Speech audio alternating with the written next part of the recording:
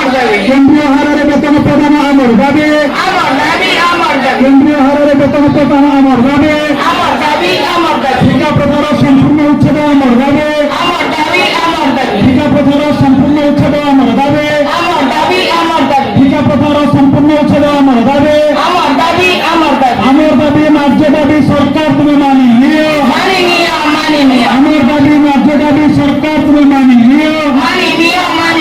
শিক্ষকত্ব জিন্দাবাদ, শিক্ষকত্ব জিন্দাবাদ, শিক্ষকত্ব জিন্দাবাদ। মমতা রানী স্যার ঠাকুরকোଣ୍ଡা ব্লকর জଣେ ପ୍ରାଇମେରୀ ଟିଚର। କ'ଣ କହିବେ ମ୍ୟାଡ଼ାମ୍, ଆଜି ଆପଣଙ୍କର ଯେଉଁ ଏଠି ଆନ୍ଦୋଳନରେ ବସିଛନ୍ତି ଏ କେତେ ଦିନ ଚାଲିବ, କେତେ ଦିନ ହେଲାଣି ଚାଲିଲାଣି? ଏ ଆନ୍ଦୋଳନ କେତେ ଦିନ ଚାଲିବ ଏଇଟା ସମ୍ପୂର୍ଣ୍ଣ ସରକାରଙ୍କ ଉପରେ ନିର୍ଭର କରେ, କାରଣ ଏ ଆନ୍ଦୋଳନ କରିବା ପାଇଁ ସିଏ ଆମକୁ ଆଜି ପ୍ରୋତ୍ସାହନ ଦେଇଛନ୍ତି। କାରଣ ଆମର କାହାର ଏ ଆନ୍ଦୋଳନ କରିବାର ଉତ୍ସାହ ବା ଆଗ୍ରହ ନାହିଁ। ଆମେ ଆମ ବିଦ୍ୟାଳୟ ରହିବା ପାଇଁ ଆମେ ସମସ୍ତେ ଚାହୁଁଛୁ। ଶିକ୍ଷକ ଏଠାକୁ ଆସିବା ପାଇଁ କେବେ ଚାହେଁନି, ସରକାର ଆଜି ଆସିବା ପାଇଁ ପ୍ରୋତ୍ସାହନ କରିଛନ୍ତି। ତେଣୁ ଯେତେ ଶୀଘ୍ର ସରକାର ଆମ ଯେଉଁ 3 ଦଫା ଦାବି ଅଛି ତାକୁ ପୂରଣ କଲେ ଆମେ ଆମ ଯଥାଶୀଘ୍ର ଆମ କାର୍ଯ୍ୟସ୍ଥଳକୁ ଆମେ ଫେରିଯିବୁ। ସତ୍ୟବ୍ରତ ସାହୁ ଠାକୁରଗୁଣ୍ଡାର ମୁଁ ଶିକ୍ଷକ ଭାବେ କାର୍ଯ୍ୟରତ, କନିଷ୍ଠ ଶିକ୍ଷକ ଭାବରେ। ଆମର ମୁଖ୍ୟ ଦାବି ହେଉଛି 3 ଦଫା ଦାବି ଅଛି, ଯାହାକି ସରକାର ଲିଖିତ ପ୍ରତିଶ୍ରୁତି ଦେଲା ପରେ ମଧ୍ୟ ବର୍ଷେ ପାଖାପାଖି ବିତିଗଲା ପରେ ମଧ୍ୟ ସରକାର କୌଣସି ପଦକ୍ଷେପ ଗ୍ରହଣ କରୁନାହାନ୍ତି। ତେଣୁ ଆମେ ଚାହୁଁଛୁ ସରକାର ତାଙ୍କ ପ୍ରତିଶ୍ରୁତିକି ମାନନ୍ତୁ, ତୁରନ୍ତ ଆମକୁ ନିୟମିତ କରନ୍ତୁ, କେନ୍ଦ୍ରୀୟ ହାରରେ ଦରମା ପ୍ରଦାନ କରନ୍ତୁ ଏବଂ ପୁରୁଣା ପେନ୍ସନ୍ ବ୍ୟବସ୍ଥାକୁ ପ୍ରଚଳନ କରନ୍ତୁ। ସାର୍ ମଧ୍ୟାହ୍ନ ଭୋଜନ ଚାଲିଛି ନା ପୁରା ସ୍କୁଲ ବନ୍ଦ ଅଛି? ସମ୍ପୂର୍ଣ୍ଣ ଭାବରେ ସ୍କୁଲ ବନ୍ଦ ଅଛି, ମଧ୍ୟାହ୍ନ ଭୋଜନ ପିଲାଙ୍କର ବନ୍ଦ ଅଛି। ଏଥିପାଇଁ ସରକାର ସମ୍ପୂର୍ଣ୍ଣ ଭାବରେ ଦାୟୀ। ଧନ୍ୟବାଦ ସାର୍।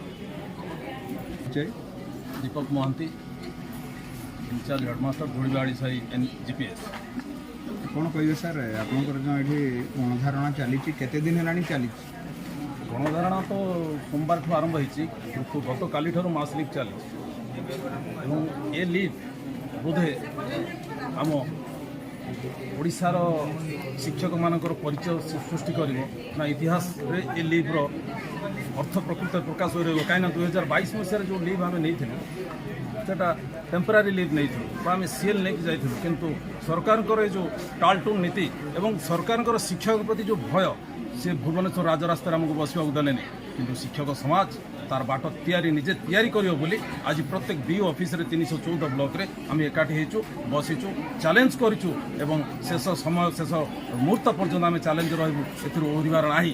जेहेतु हुए तो किसी शिक्षक कहते जे 2800 ग्रेड पे करते बोध हुए आज ये परिस्थिति हो ना, कि आज आम शिक्षक समाज पर गोटे लक्ष्य जे केन्द्रीय हारे दरमा ओल्ड पेंशन गण शिक्षक मानक एक्स कैडर मान कैडरभुक्त करवा जेटी प्रथा उठेवा यही हूँ मुख्य दाबी। जदि यहाँ न हुए मुझे शेष रक्त बिंदु थिला पर्यंत शिक्षक समाज लड़ब और सारा पृथ्वी को तार परिचय सृष्टि करदेव ये आमर शेष आंदोलन हो।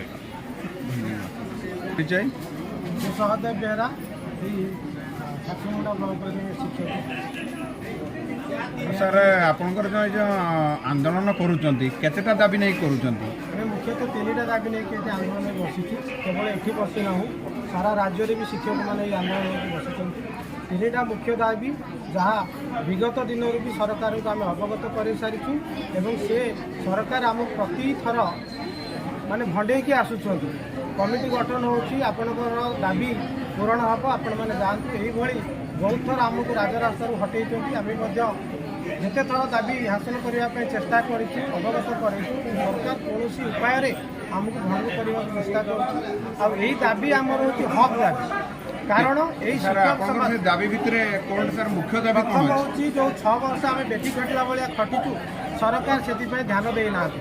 ପରବର୍ତ୍ତୀ ସମୟରେ ସେହି 6 ବର୍ଷ ପୂରଣ ନ କରିଥିବା ଶିକ୍ଷକଙ୍କୁ ମଧ୍ୟ ରେଗୁଲାର କରିଛନ୍ତି।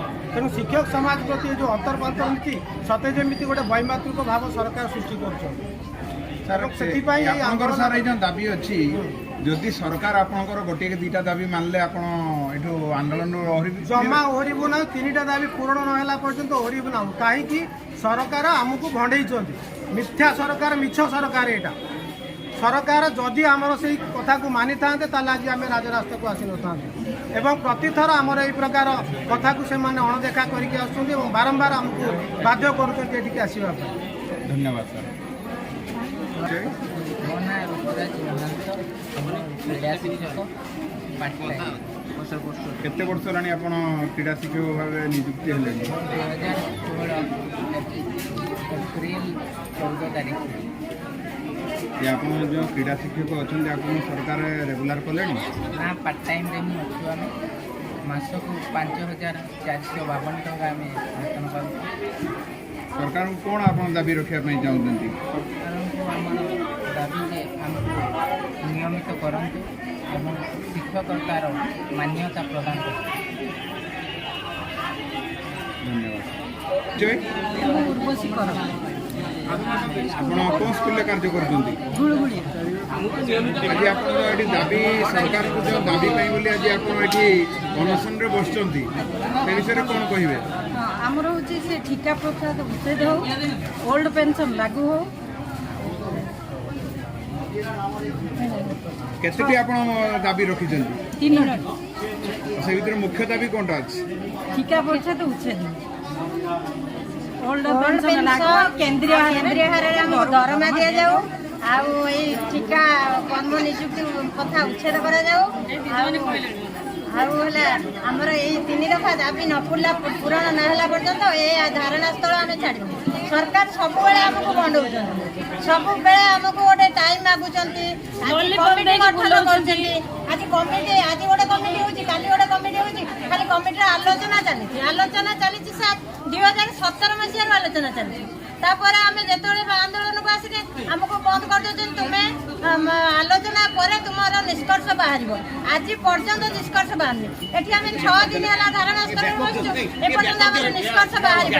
ତେଣୁ ଯେତେ ଦିନ ପର୍ଯ୍ୟନ୍ତ ଆମର ଦାବି ପୂରଣ ନ ହେଇଛି ଏ ଆନ୍ଦୋଳନ ସ୍ଥଳରୁ ଆମେ ଓହରିବୁ ନାହିଁ। ସରକାରଙ୍କ ନାଲି ଆଖିକୁ ଆମେ ଡରିବୁ ନାହିଁ।